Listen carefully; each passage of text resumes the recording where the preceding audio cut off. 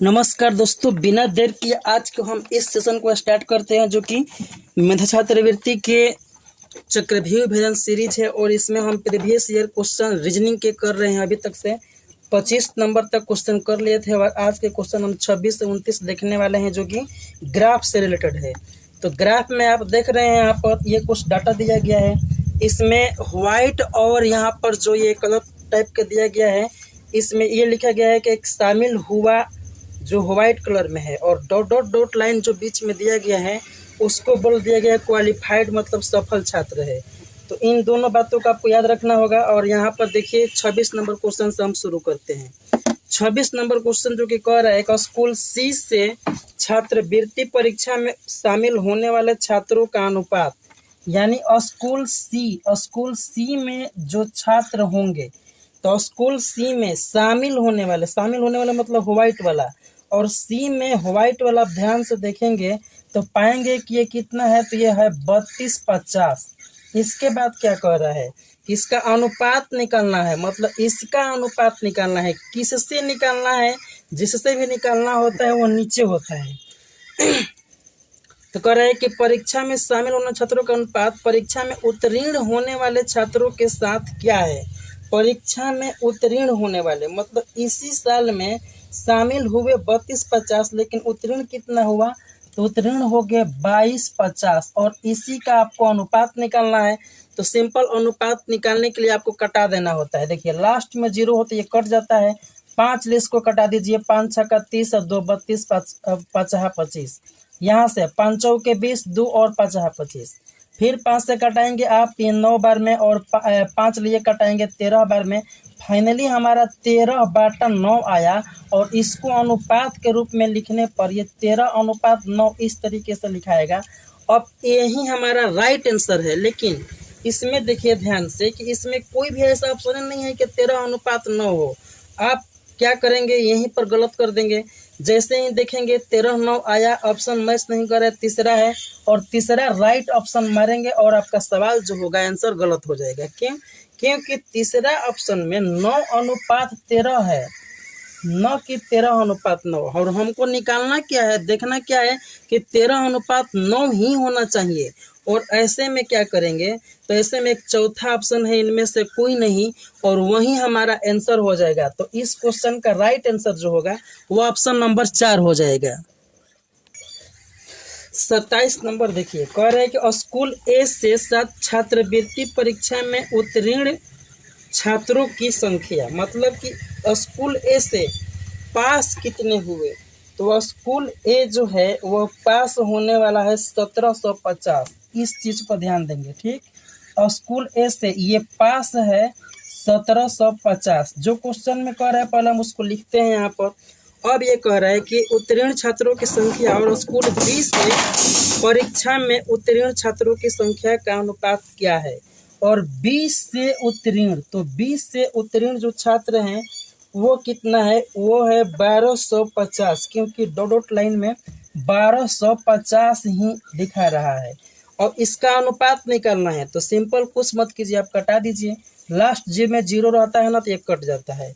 5 list को कटाएंगे तो 5 दूनी 10, 2 बचेगा 12, तो यहाँ पर 25 होगा। 5 बार में फिर से कटा दीजिए, और ये 5 15 और 2 17, और फिर क्या हो जाएगा 5 25। 5 ले 5 बार में, और ये 7 बार में कट के हमारा 7/5 आ गया। तो इसको हम 7:5 के रूप में लिख सकते हैं। और यही इस क्वेश्चन का राइट आंसर होगा, जो कि ऑप्शन नंबर तीसरा में दिया गया है। नेक्स्ट, इसमें 28 नंबर क्वेश्चन देखिए, कह रहे हैं स्कूल डी से छात्रवृत्ति परीक्षा में बैठने वाले छात्रों की संख्या और सभी स्कूलों से मिलाकर परीक्षा में बैठने वाले छात्रों की कुल संख्या का लगभग कितना प्रतिशत है। तो आप ध्यान से देखेंगे यहाँ पर तो पाएंगे कि डी में जो स्कूल में बैठने वाले छात्र हैं, परीक्षा में बैठने वाले छात्र, वो कितने हैं, तो 2500 है। बी में जो है वह 2500 है, ठीक। और बाकी सब में मिला करके कितना है, ये चीज देखना है। तो सब में मिला करके देखना है, तो पहले इसमें देखिए ए वाला में 3000 है, तो आपको सबसे पहले इस डाटा पर फोकस करना होगा, 3000। और बी में जो है 2250 है, ये 2250 है, ठीक। सी में देखेंगे तो आप 3250 है, और ये सी में हो गया 3250, और डी में देखेंगे तो ये हो गया 2500, तो ये डी में 2500 हो गया, और ई में देखेंगे तो 3000। ये आपके पास डाटा दिया गया है जो कि टोटल स्टूडेंट बैठने वाले परीक्षा में हैं, और इससे इसका रेशियो निकालना होगा। तो सबसे पहले सिंपल चीज़ है, जोड़ लीजिए। अब आप पूरा आपके ऊपर है कैसे जोड़ना चाहते हैं, हमें जैसे आसान लगेगा हम आपको बता रहे हैं। सबसे पहले हम ये 1000 वाला टर्म को जोड़ेंगे, ठीक। 1000 वाला टर्म में कैसे जोड़ेंगे, 3000, 2000, 5000, 5000, 3000, 8000, 8 2 10 और 10 3 13000, 13000 तो ऐसे हो गया। और यहाँ से ये 500, ये 500, 1000, ये 14000, मतलब पूरा जब हम बात करें तो ये 14000 हमारा पर आ गया, ठीक। और प्रतिशत के लिए सभी लोग जानते हैं कि 2 जीरो से गुणा होता है, तो ये 2 को जीरो तो कट जाएगा, यहाँ से 1 जीरो और कटेगा। अब ये हो गया 250 बटा में 14, फिर से इसको कटा दीजिए 7 बार में, और इसको कटाएंगे तो 2 एक बार में, 2 दूनी का 4, 1 5, 2 5 10। सिंपल, कहीं भी आपको कोई एक्स्ट्रा चीज करना नहीं है, एक बार में कलम उठाए आंसर आ जाएगा। देखिए यहाँ पर इसको कटाना होगा, तो क्या करेंगे, 7 एक बार में आपको ले जाना होगा, तो 7 को कटेगा, 5 को बचेगा, 55 होगा, तो 7 7 क्या हो जाएगा 49, और 7 7 49 करेंगे तो 55 था और 49 को कट गया, तो 6 को बचा अभी, तो 6 को बचा, दशमलव देंगे तो 0 होगा, तो 60 हो जाएगा, और 60 गुण में 8 बार में 56 को कट जाएगा, तो 4 को ही बचेगा। अब 4 को बचेगा, दशमलव देंगे तो 0, और 7 5 35, 40 में से भी 35 कटेगा, मतलब 17.85 हमारा आ गया। लेकिन अगर आप आंसर देखेंगे इसमें ऐसा है ही नहीं 17.85, तो फिर भी कोई बात नहीं है। आंसर में पूछ रहा है ना कि लगभग कितना प्रतिशत है, तो लगभग अगर इसको हम माने तो क्या मानेंगे, देखिए ये 0.85 है और ये 17.85 है, तो अगर हम कहें कि 18 के पास ले जाएं तो 0.15 ही कम है। तो ऐसे में क्या किया जाता है, ये जो है वैल्यू 0.15 के पास मान करके इसको लगभग 18 मान लिया जाता है। अब ऐसा नहीं है कि आज 0.85 है, इतना बड़ा वैल्यू को छोड़ करके आप 17 मानेंगे, क्योंकि ये संभावना उतना पॉसिबिलिटी नहीं है। जैसे मान लीजिए अगर आपके पास 99 रुपये हो, 1 रुपये कम हो, तो आप बेशक बोलते हैं कि हमारे पास 100 रुपये हैं। तो इस चीज़ को समझना होगा कि 0.15 को आप इग्नोर नहीं कर सकते हैं, इसलिए आपको इसको क्या मानना पड़ेगा 18%, जो कि इस क्वेश्चन का राइट आंसर है और लगभग में है। 28 नंबर का हो जाएगा दूसरा। अब नेक्स्ट देखिए, अब यहाँ पर नेक्स्ट 29 नंबर क्वेश्चन देखिए, करेंगे सभी दिए गए स्कूलों से छात्रवृत्ति परीक्षा में बैठने वाले छात्रों की औसत संख्या, बैठने वालों का एवरेज निकालना है। तो बंधु अभी हमने आपको जोड़ करके दिखाया कि बैठने वाले कितने थे, तो 14,000 बैठने वाले थे, ठीक। और इसका एवरेज निकालेंगे हम, ये 5 छात्रों के हैं ना, तो 5 से इसको डिवाइड कर देंगे। एवरेज निकालने का सिंपल यही तरीका होता है कि सभी का जो फल बटा उनकी संख्या को आप डिवाइड कर दें। 5 से डिवाइड करेंगे तो क्या हो जाएगा, ये 5 दूनी का 10 होगा, और 4 ये 4 बचेगा तो 40 हो जाएगा, और 5 ले कटाएंगे 8 बार में, तो 00 यहाँ पर हो गया, आपका ये एवरेज आ गया। ये किसका एवरेज है, बैठने वाले स्टूडेंट का। और इसमें क्या कह रहा है, इसमें कह रहा है कि दिए गए स्कूलों से छात्रवृत्ति परीक्षा में बैठने वाले छात्रों की औसत संख्या और सभी स्कूलों से एक साथ उत्तीर्ण छात्रों की औसत संख्या के बीच का अंतर कितना है। अब एक साथ सब में एवरेज निकालना है किसका, जो कि पास हो गए हैं उसका निकालना है। तो चलिए पास हो गए हैं तो देखते हैं पास कितने कितने हुए हैं।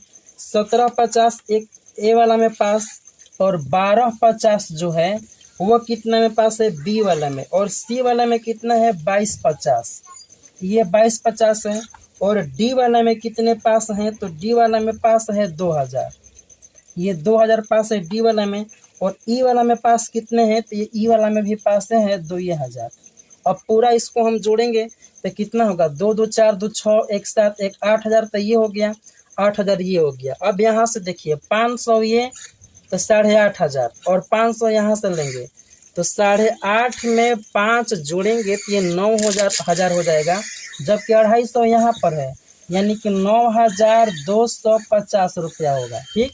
इस तरीके से ये क्या हो गया, जोगफल हो गया किसका, जो भी सफल छात्र हैं 5 स्कूल में उन सभी का जोगफल हुआ।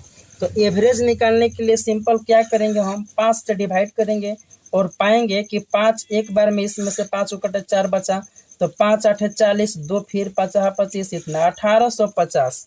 अब जब 1850 आ गया तो देखिए यहाँ पर 2800 ये और यह 1850, इन दोनों में कितना का अंतर है। अंतर मतलब होता है बड़ा या छोटा, मतलब इससे ये कितना बड़ा है। तो देख लीजिए 0 यहाँ पर और 10 में से 5 गया तो 5 यहाँ पर, और यहाँ पर क्या है 7, 17 में से 8 गया तो 9 और 1 में से 1 खत्म, यानी कि 950 जो है इतना का अंतर है। और यही इस क्वेश्चन का राइट आंसर है, जो कि ऑप्शन नंबर आप देख पा रहे हैं पहला में दिया गया है। मिला जुला के क्वेश्चन जो था वो ठीक ही था, लेकिन अगर आप समझ नहीं पाए तो आपके लिए बहुत ही हार्ड हो जाएगा। चाहे आप किसी भी राज्य से क्यों न हो, और यदि आप मेधा छात्रवृत्ति के एसएटी और एमएटी की तैयारी बिल्कुल बेसिक से एडवांस लेवल तक करना चाहते हैं तो आप सही जगह पर आ गए हैं। एमएटी के रीजनिंग का वर्बल हो या हो नॉन वर्बल, चाहे फिर एसएटी का मैथ ही क्यों ना हो, ये जो क्वेश्चन आप देख रहे हैं वो एसएटी के मैथ का क्वेश्चन है, जो कि प्रीवियस ईयर एग्जाम में पूछा गया था।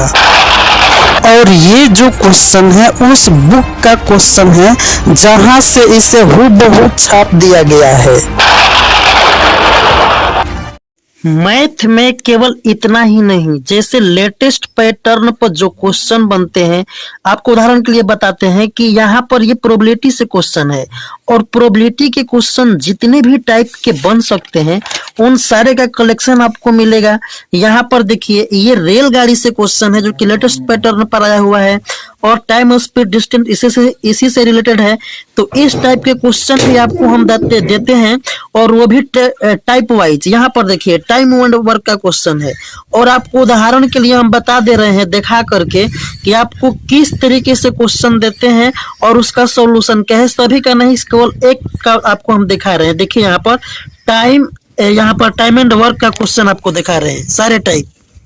यहाँ पर ये देखिए आपको एग्जाम्पल के तौर पर दिखा रहे हैं कि जो लेटेस्ट क्वेश्चन होते हैं और लेटेस्ट पैटर्न पर होते हैं, जो कि आपको किताब में देखने को नहीं मिलेगा। जिस किताब के भरोसे आप तैयारी करते हैं वैसे क्वेश्चन की तैयारी हम टाइप वाइज कराते हैं। देखिए यहाँ पर ये देखिए आपको पहला क्वेश्चन यहाँ पर हम दिखा रहे हैं। यहाँ पर देखिए पहला टाइप का क्वेश्चन है, और इस टाइप में जितने भी क्वेश्चन इस टाइप के होंगे उस टाइप के हमने यहाँ पर 4 से 5 क्वेश्चन करा रखे हैं ताकि आपको दिक्कत ना हो।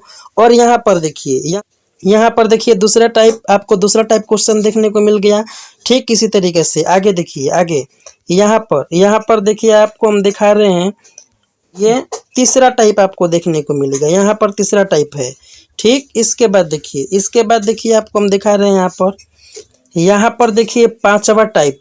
मतलब जितने भी नए क्वेश्चन होते हैं, जितने भी आपको लेटेस्ट पैटर्न पर क्वेश्चन आएंगे, उन सारे का पीडीएफ जो होता है 4 से 5 टाइप के जितने भी एग्जाम के पॉइंट ऑफ व्यू से इम्पोर्टेंट है, उन सारे क्वेश्चनों को हम कंबाइन करके आपको कराते हैं। ये कंटेंट आपको हम देते हैं, ऐसा नहीं है कि इरिलेवेंट है, मतलब एग्जाम ओरिएंटेड होता है। देखिए ये कार्य 6 पुरुष एवं 9 महिला एक कार्य को 4 दिनों में करते हैं, एवं 4 पुरुष 3 महिला उसी कार्य को 8 दिनों में करते हैं।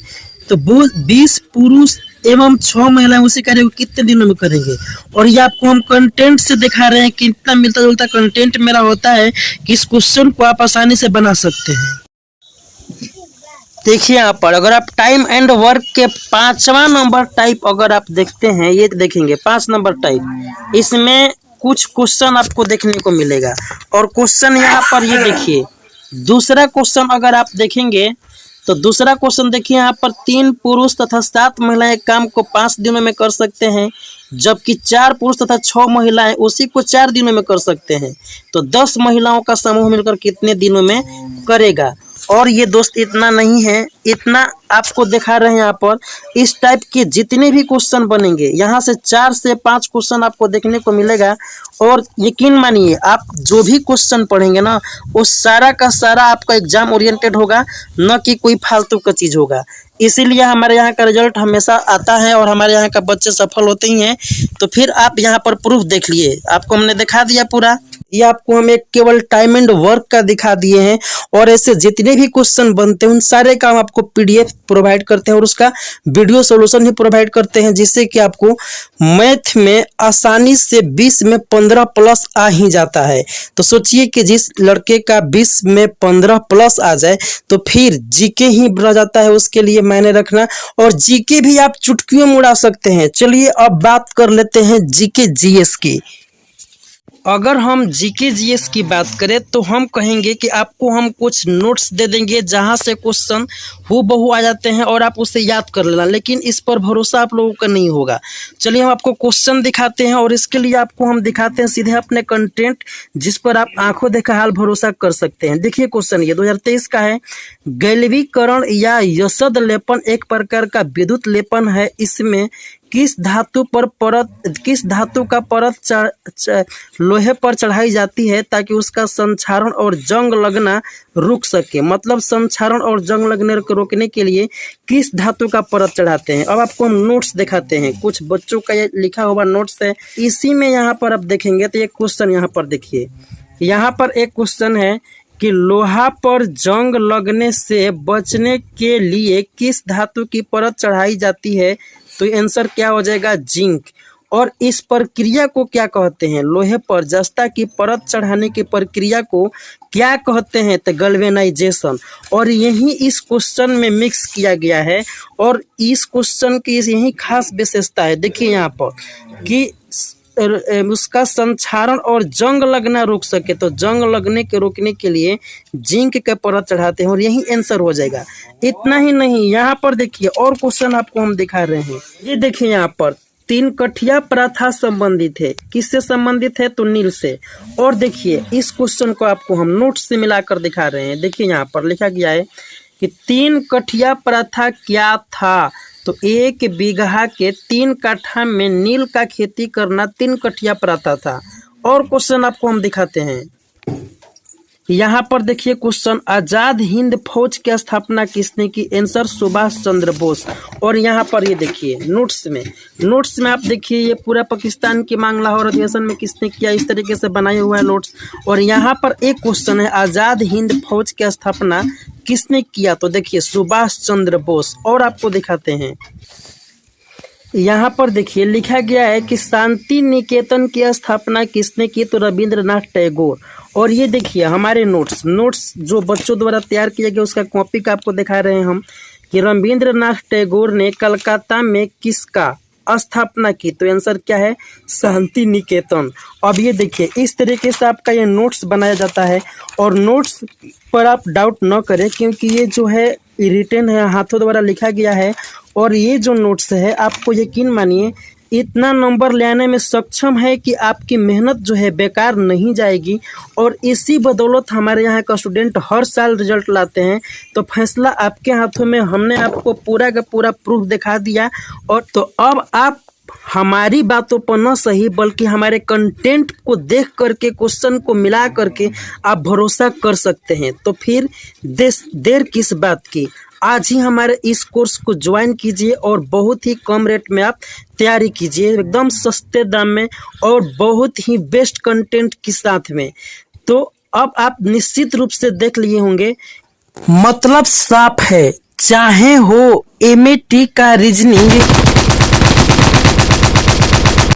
या फिर हो एसएटी का मैथ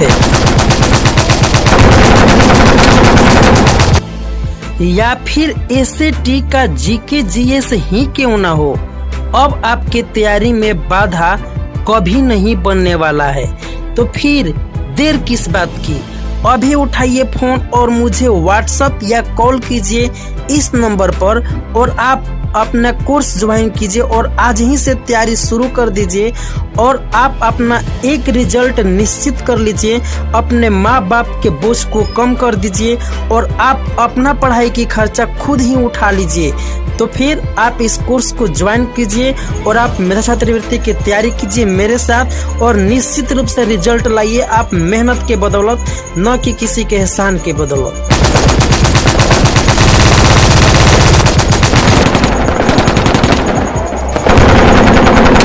अब देखिए अगला क्वेश्चन 30 से 34, बहुत ही प्यारा क्वेश्चन है। इस क्वेश्चन को बहुत अच्छा से आपको बनाना होगा।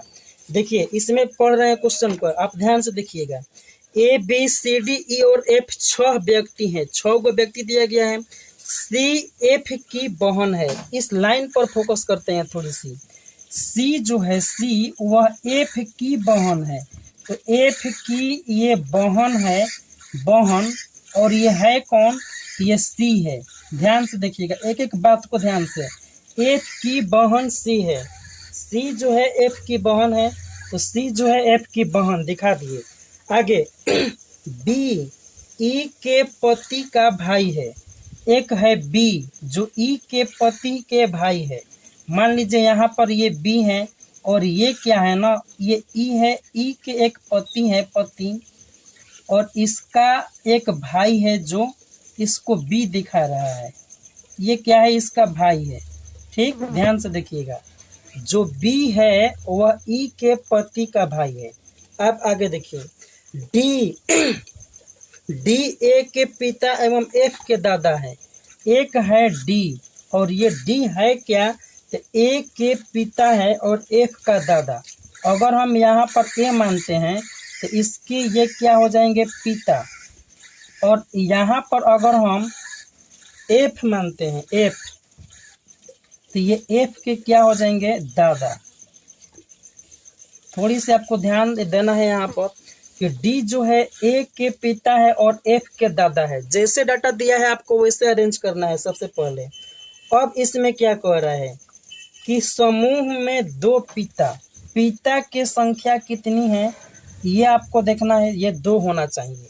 इसके बाद क्या कह रहा है कि 3 भाई, भाई कितनी होने चाहिए? तो भाई जो है वह इसमें 3 होना चाहिए। अब कह रहा है और एक माता, माँ जो है यहाँ पर माँ कितनी होनी चाहिए? 1।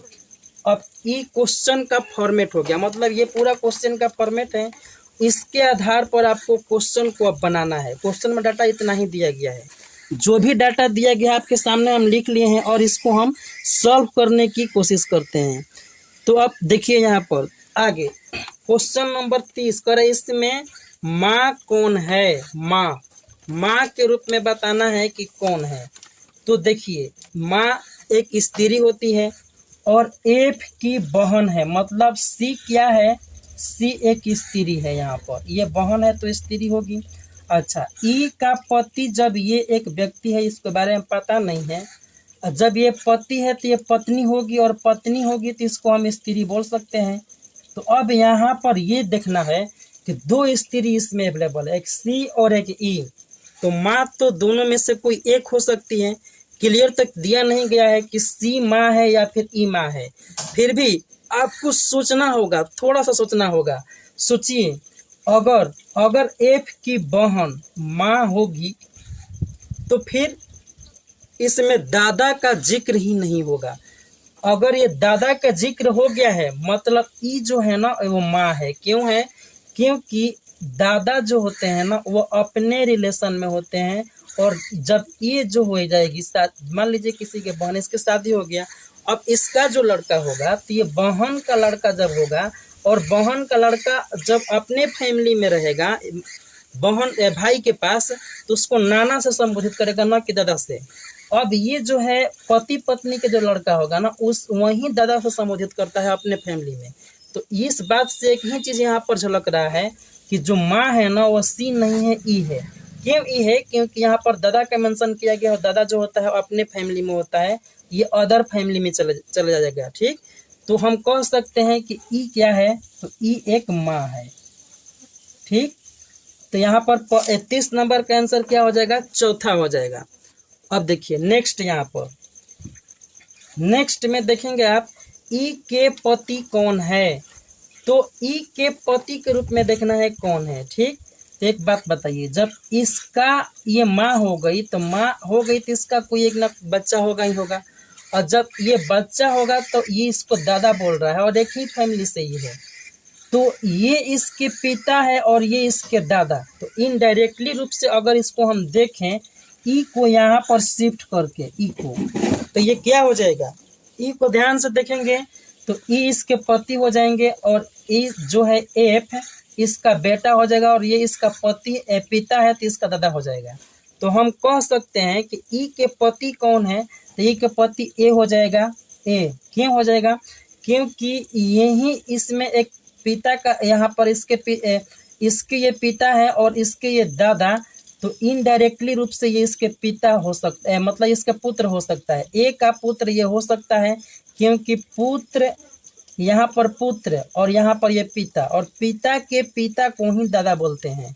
तो अगर ये इसको पिता मानता है, सपोज दैट एग्जाम्पल से अगर इसको पिता मानता है तो इसको दादा बोलेगा, क्योंकि पिता के पिता को ही दादा बोलते हैं और ये दादा ऑलरेडी है और इसके पिता भी ऑलरेडी है, तो हम कह सकते हैं ये इसका पिता अवश्य रूप से हो सकते हैं। तो इसमें पूछा है ना कि ई का पति, तो ई का पति कौन है, तो ए है, तो आंसर क्या हो जाएगा ए। 31 नंबर का ऑप्शन नंबर तीसरा। नेक्स्ट देखिए यहाँ पर 32 नंबर क्वेश्चन। 32 नंबर में क्या कर रहा है कि समूह में कितने पुरुष सदस्य हैं। अब पुरुष सदस्य के बारे में पता करना है। तो बंधु एक बात यहाँ पर देखिए कि पुरुष सदस्य कितने हैं, तो स्त्री सदस्य में कितनी है, तो स्त्री में 2 गो है, यहाँ पर एक स्त्री और एक स्त्री। टोटल संख्या कितनी है, तो टोटल 6 व्यक्ति हैं। ध्यान दीजिएगा, टोटल 6 व्यक्ति है जिसमें 2 गो स्त्री हैं। तो क्या आप बता सकते हैं कि पुरुष कितने होंगे, तो इसमें तो कोई सोचने वाली बात ही नहीं है कि इस समूह में कितने पुरुष सदस्य हैं, तो 4 हो जाएगा और ऑप्शन नंबर 4 में दिया गया है और यही इस क्वेश्चन के राइट आंसर है। अब नेक्स्ट देखिए 33 नंबर। यहाँ पर 33 नंबर कह रहा है कि एफ ई से किस प्रकार संबंधित है। एफ ई से तो जब इस, अब देखिए यहाँ पर ये इसके पति हो गए ए और इसको ये पुत्र है, तो इसका जब पुत्र हो गया और ये इसका पति ही है तो इसका भी तो पुत्र होगा। तो हम कह सकते हैं कि जो एफ ई है एफ से पुत्र से संबंधित है, मतलब कि जो एफ है ना ई का पुत्र लगेगा। और यही से पूछ रहा है कि एफ ई से किस प्रकार संबंधित है, तो ये क्या हो जाएगा, ये हो जाएगा पुत्र। बहुत ही अच्छा डाटा सेट किया गया है और इसको आप अगर नहीं समझेंगे तो आंसर गलत हो जाएगा। अब इसमें कह रहा है कि निम्न में से 34 नंबर क्वेश्चन, भाइयों का समूह कौन है। भाई का समूह इसमें देखना है। ठीक, तो एक तो भाई यहाँ पर हो गए ए और बी, मतलब कि ए और बी वाला ऑप्शन होगा ही होगा। ए और बी वाला ऑप्शन देखें तो 2 गो है, एक है पहला और एक है दूसरा। अब इसमें ध्यान से देखना है कि ए पहला में ए बी है लेकिन एफ है और दूसरा में ए बी तो है लेकिन डी है। अब ध्यान से ये देखना है कि एफ और डी इन दोनों में भाई को कौन रिप्रेजेंट कर रहा है। तो डी की अगर बात करें तो इसके पिता हैं, इसके दादा हैं, तो भाई के यहाँ से तो कोई रिलेशन आ नहीं रहा है। लेकिन अगर ये इसको बहन बोलेगा, एफ सी को बहन बोल रहा है, तो सी एफ को क्या बोल सकती है, तो कोई बता सकता है कि सी एफ को भाई बोल सकती है। मतलब एफ जो है इसमें भाई को रिप्रेजेंट कर रहा है। और जैसे ही आप एफ निकाल लिए तो हमारा राइट आंसर जो होगा ऑप्शन नंबर पहला हो जाएगा। तो आप देख पा रहे हैं इस डाटे को अरेंज आप करते हैं अगर, तो इस क्वेश्चन को सभी के सभी क्वेश्चन को आसानी से बना सकते हैं। नेक्स्ट देखिए यहाँ पर 35 नंबर क्वेश्चन, बहुत प्यारा क्वेश्चन। अगर आप इसको ट्रिक से बनाते हैं तो चुटकियों में बन जाएगा सेकंडों में। ठीक, यहाँ पर देखिए अगर एक आप उत्तर की ओर जाते हैं तो मान लीजिए ऊपर में क्या होता है, उत्तर होता है, और नीचे में क्या होता है, दक्षिण। दाहिने साइड क्या होता है, पूरब, और बाएं साइड क्या होता है, पश्चिम। अगर हम मूल बिंदु की बात करें तो इसके ऊपर में उत्तर, इसके दक्षिण, इधर पूरब, इधर पश्चिम। ये सभी लोग जानते होंगे, लगभग नहीं जानते हैं तो जान लीजिए आज से। अब देखिए यहाँ पर कह रहा है कि उत्तर की ओर जाते हैं। मान लीजिए इसका मुख जो है उत्तर की ओर है और ये जा रहा है। इसके बाद क्या कह रहा है, इसके बाद कह रहा है कि जाते हैं तो पहले पहले दाएं मुड़ते हैं, मतलब फर्स्ट बार में इसमें दाएं का मेंशन हुआ है। फिर इसके बाद क्या कह रहा है कि दाएं मुड़ते हैं, फिर दाएं मुड़ते हैं, इसके बाद भी दाएं, मतलब अभी तक से 2 बार दाहिने की बात हो गई है। और तब बाएं की ओर मुड़ जाते हैं और इसके बाद बाएं की ओर मुड़ जाते हैं। ठीक, फिर क्या कह रहा है कि अब आप किस दिशा में हैं। तो देखिए क्या होता है कि अगर आप यहाँ पर है, यहाँ से एक बार दाहिने मुड़े तो इधर हो जाएंगे, फिर यहाँ से बाएं मुड़ेंगे तो इधर हो जाएंगे। तो होता क्या है कि अगर दाहिने वाले को प्लस माने बाएं वाले को माइनस, तो ये जो है न्यूट्रल हो जाता है। तो फाइनली जब ये न्यूट्रल हो जाएगा तो मतलब क्या हुआ कि हमारा कहने का मतलब कि एक बार सिर्फ दाहिने मुड़ा देंगे तो भी हमारा आंसर आ जाएगा। तो जब उत्तर की साइड मुंह है और दाहिने साइड घूमेगा तो ये ठीक किस दिशा में आ जाएगा, ये पूरब की तरफ आ जाएगा और यही इस क्वेश्चन का राइट आंसर है। तो आपको इस चीज़ों को देखना होगा। अगर हम सीक्वेंस में चले, हमारा तो आंसर आ गया पूरब, ऑप्शन नंबर 3 इस क्वेश्चन का राइट आंसर है। अब इसको देखिए कुछ लोग कैसे बनाएंगे, आपको भी बता देते हैं। आप उत्तर की ओर जाते हैं तो देखिए यहाँ पर मान लीजिए हम इसको उत्तर की तरफ ले जा रहे हैं। ठीक, अब क्या हुआ, फिर कह रहे हैं कि दाएं मुड़ जाते हैं तो दाहिने मुड़ाएंगे तो इधर हो जाएगा। इसके बाद क्या कह रहा है कि फिर दाएं मुड़ जाते हैं। जब इस साइड कोई व्यक्ति जाएगा तो आप खुद अपने को मान लीजिए कि जब आप इस साइड में जाएंगे तो आपका जो दहिना होगा वो भी इस व्यक्ति का दहिना होगा। तो आप जब इस साइड जाएंगे तो दहिना आपका नीचे होगा, यानी दहिने मुड़ने की बात करें तो ये पीछे की नीचे की तरफ मुड़ जाएगा।